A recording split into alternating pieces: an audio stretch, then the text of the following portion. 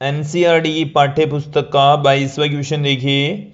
जैसा चित्र 7.40 में दिखाया गया है, एक खड़ी होने वाली सीढ़ी के दो पक्षों बी ए और सी ए की लंबाई 1.6 मीटर है।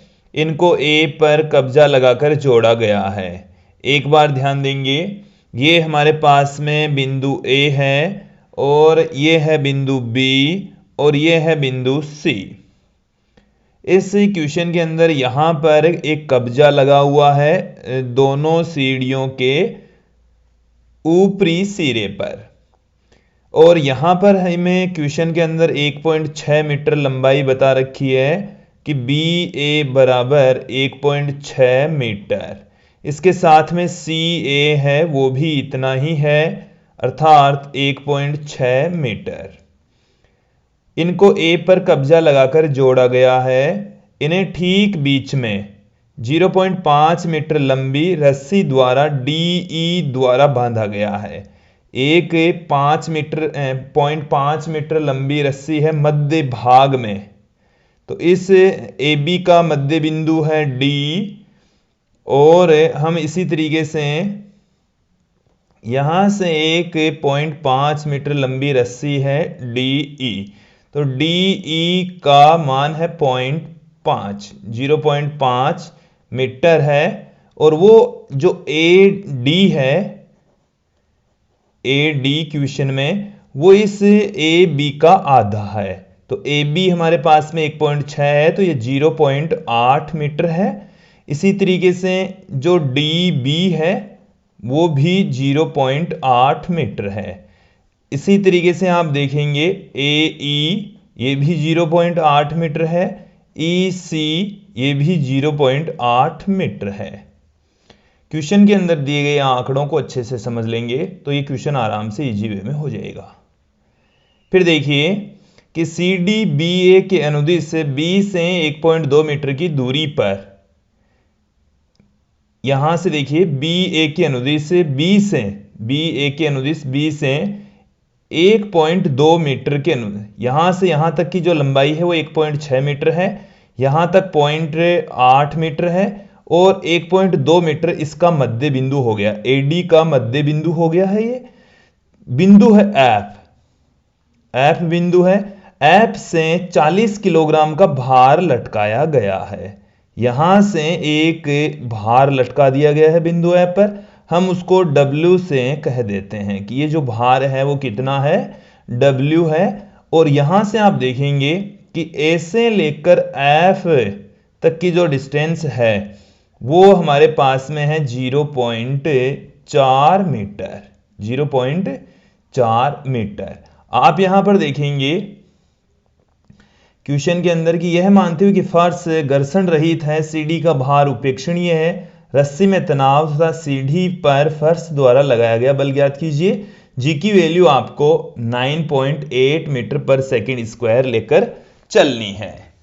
यहां से देखेंगे हमारे को इस सीढ़ी के मध्य भाग में जुड़ी हुई जो डोरी है, ये वाली जो डोरी है, इसमें तनाव इधर उत्पन्न होगा T, इसमें भी इधर भी तनाव लगेगा T, और इससे तनाव T की वैल्यू फाइंड आउट करनी है। हमें एक इस तनाव की वैल्यू फाइंड आउट करनी है यहां पर।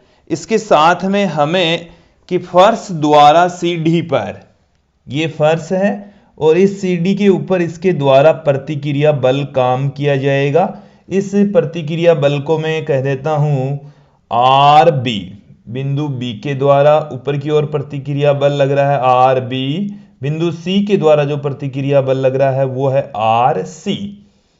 ये प्रतिक्रिया बल ऊपर की ओर लग रहे हैं, तो हमें एक ज्ञात करना है R B plus R C कि सीढ़ी पर फर्श द्वारा लगाया गया बल। तो सीढ़ी द्वारा फर्श पर लगाए गए बल है आर बी प्लस आर सी।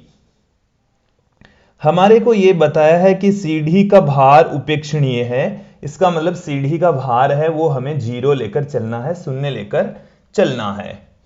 तो यहां से हमें एक और वैल्यू ज्ञात करनी है, सीढ़ी पर फर्श द्वारा, सीढ़ी पर फर्श द्वारा लगाया गया बल, लगाया गया बल, और लगाया गया जो बल है इस क्वेश्चन के अंदर वो है R B plus R C, ये भी हमें ज्ञात करना है।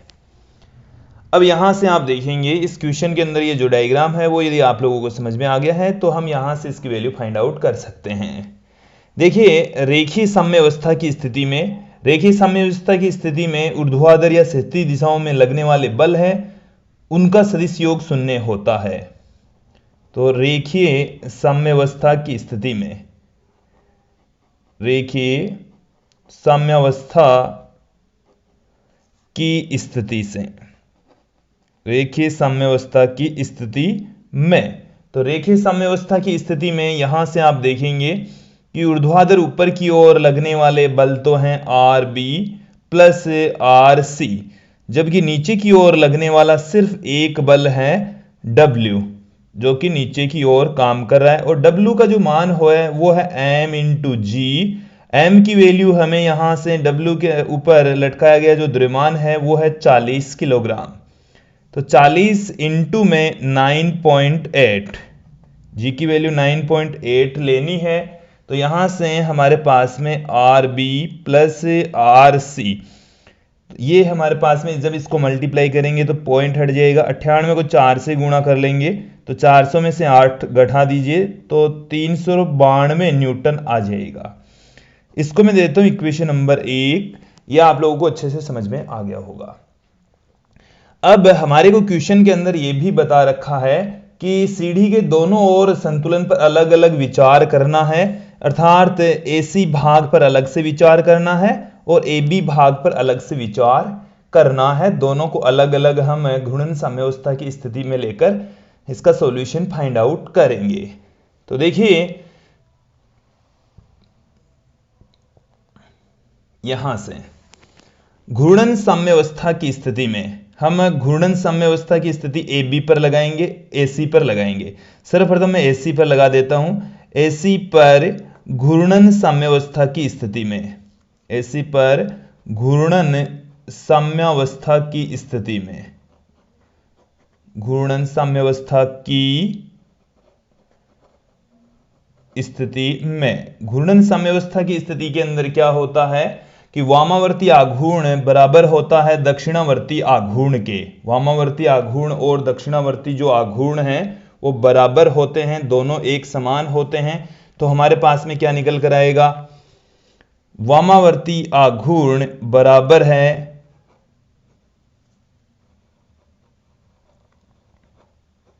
दक्षिणावर्ती आघूर्ण के। वामावर्ती आघूर्ण बराबर है दक्षिणावर्ती आघूर्ण। आप यहां पर एसी भाग पर देखेंगे दो बल काम कर रहे हैं, एक बल है आर सी, दूसरा बल है टी। तो ये जो आर सी है उसके द्वारा जो आघूर्ण उत्पन्न होगा वो इस दिशा में एंटी क्लॉकवाइज, और इसके द्वारा जो घूर्णन उत्पन्न होगा वो है क्लॉकवाइज डायरेक्शन में। तो यहां से वामावर्ती आघूर्ण तो ये आर सी उत्पन्न कर रहा है, तो बल तो लग रहा है आर सी, और आर सी की इस घूर्णन बिंदु ए से सीधी जो दूरी है वो देखिए, यदि मैं इसको यहां से मिला दूं, सीधा मैं यहां से मिला रहा हूं, और जैसे हम यहां से ये कंसीडर कर लें कि ये वाला जो बिंदु है वो हमारे पास में है जैसे P, ये बिंदु हमने कितना कंसीडर कर लिया, P कंसीडर कर लिया। तो यहां से P से लेकर C तक की इसके बीच की सीधी दूरी होगी। तो आर सी इंटू में हमारे पास में आ गया पी सी बराबर दक्षिणावर्ती आघूर्ण क्रिएट कर रहा है तनाव T, और तनाव T की यहां से सीधी दूरी इस बिंदु को मैं कंसीडर कर लेता हूं G। तो सीधी दूरी है वो है AG, AG। तो हमें PC ज्ञात करना है, और इस डायग्राम से आप देखेंगे कि D से लेकर E तक की जो रस्सी है वो हमारे पास में 0.5 मीटर, तो G से लेकर E तक की जो रस्सी है वो हो जाएगी 0.5 का आधा, तो 0.25 मीटर। अब GE 0.5 मीटर है और ये इसके बीचों बीच मौजूद है, यहां से लेकर यहां तक की जो रस्सी है वो 0.5 मीटर है। तो B से लेकर C तक की जो डिस्टेंस है वो 1 मीटर होगी। B से C तक की जो डिस्टेंस है वो 1 मीटर, और P से C तक की डिस्टेंस है वो 0.5 मीटर होगी। तो हमारे पास में PC की वैल्यू है वो तो है 0.5 मीटर, AG हमें ज्ञात करना है, जबकि AE पता है, GE पता है, AG हमें फाइंड आउट करना है। तो यहां से मैं AG फाइंड आउट कर लेता हूं चित्र से देखेंगे त्रिभुज AGE में AG बराबर हो जाएगा कर्ण का स्क्वायर मतलब AE का स्क्वायर माइनस GE का स्क्वायर का रूट। तो यहां पर AE है वो हमारे को दे रखा है इस क्वेश्चन में 0.8 का स्क्वायर, GE है हमारे पास में 0.25, तो 0.25 का स्क्वायर का रूट। तो यहां से AG बराबर 0.8 का स्क्वायर करेंगे तो वो हमारे पास में आएगा 0.64 माइनस 0.25 का स्क्वायर करेंगे तो 0.0625 ये हमारे पास में आ जाएगा, क्योंकि इसका स्क्वायर करेंगे तो 625 और 4 संख्या पहले पॉइंट पुट कर देंगे तो ये आ जाएगा। तो 00 यहाँ से लगाकर फिर उसमें से यदि यहाँ पर इसको घटाएं हम तो ऐसे 6400 हो गया, तो इसमें से हम 600 तो 5775 आ जाएगा, 5775 ये हमारे पास में इसकी वैल्यू निकल कर आएगी। तो यहां से आप देखेंगे कि जब हम इसको कैलकुलेट करेंगे तो ये हमारे पास में आएगा 0.575 ये आ चुका है। अब इसको यदि हम आगे कैलकुलेट करें तो ये आ जाएगा हमारे पास में 0.76 मीटर। तो AG का मान हमारे पास में आ चुका है। तो RC इंटू में PC की वैल्यू हमने अभी बताई थी, PC का मान है 0.5 बराबर T इंटू में AG का मान है 0.76। इसको मैं देता हूं इक्वेशन नंबर 2, समीकरण 2। अब आगे देखिए हम इस AB जो हमारे पास में CD का सिरा है AB, इसको हम घूर्णन साम्यावस्था में लेंगे तो इसके अंदर आप देखेंगे कि इसमें आपके पास में यहां से एक बल तो ये काम कर रहा है, एक ये वाला जो डायरेक्शन है यहां से लेकर यहां तक, ये इस बिंदु को मैं नाम दे देता हूं G हो गया, E नाम दे देता हूं। तो इसे में आप देखेंगे कि जब आघूर्ण हम ज्ञात करेंगे तो एक तो ये T काम कर रहा है, एक W काम कर रहा है और एक RB काम कर रहा है। इस अक्ष के ऊपर 3 बल काम कर रहे हैं, W काम कर रहा है तो W की वजह से जो आघूर्ण उत्पन्न होगा वो तो होगा इस डायरेक्शन में, ये तो इस डायरेक्शन में घुमाने का काम करेगा एंटी क्लॉकवाइज, और T है वो भी एंटी क्लॉकवाइज, और ये जो RB है वो क्लॉकवाइज डायरेक्शन में इसको घुमाने का काम करेगा।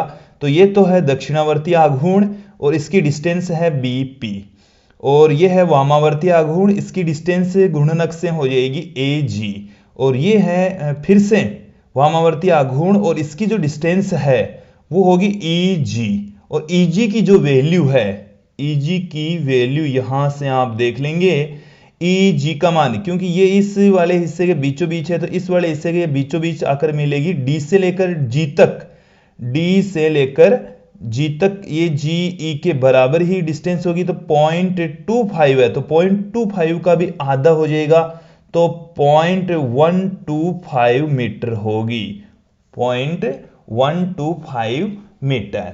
अभी इन सबको हम यूज में लेते हैं, थोड़ा सा और देखेंगे।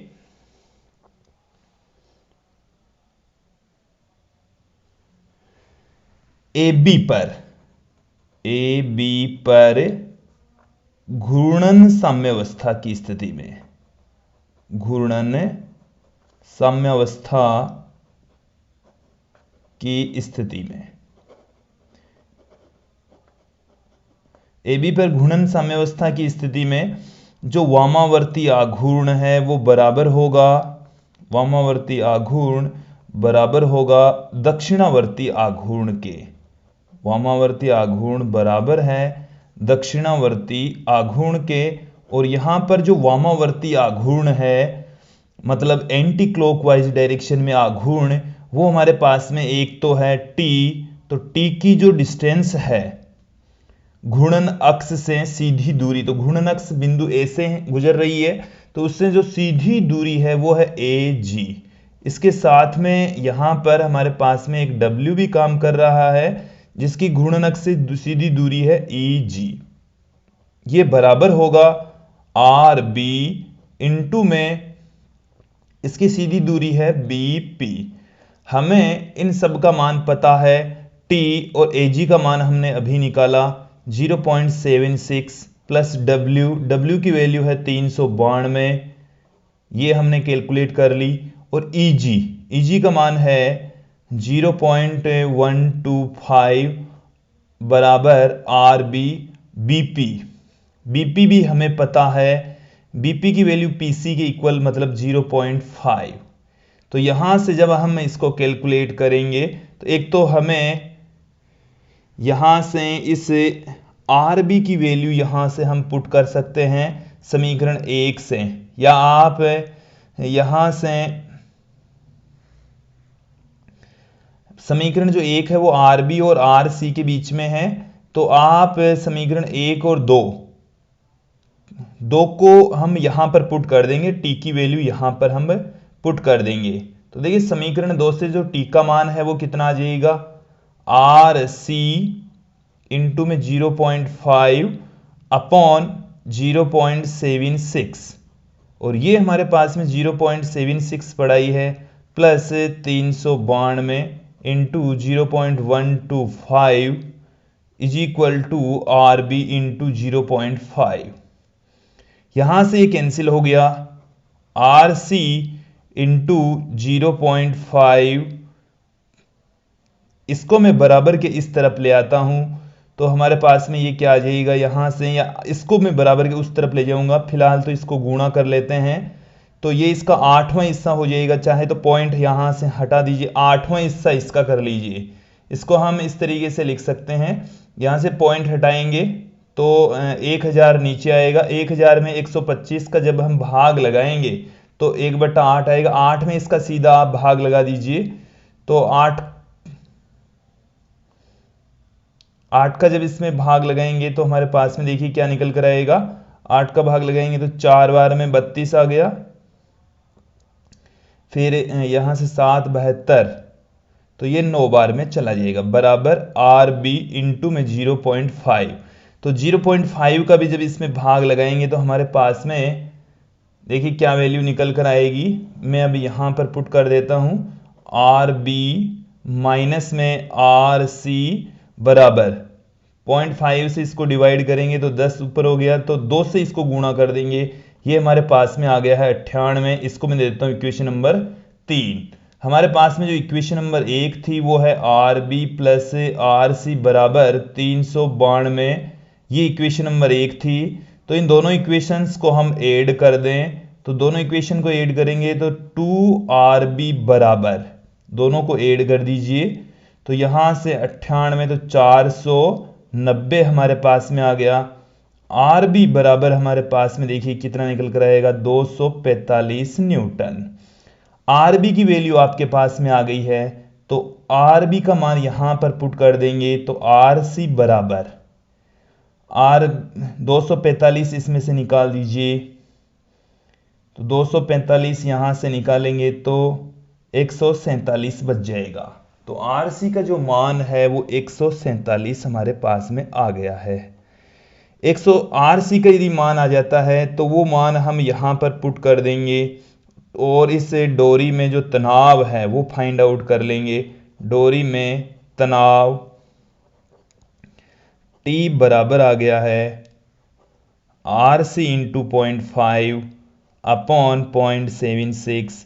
RC की जो वैल्यू है वो है 147।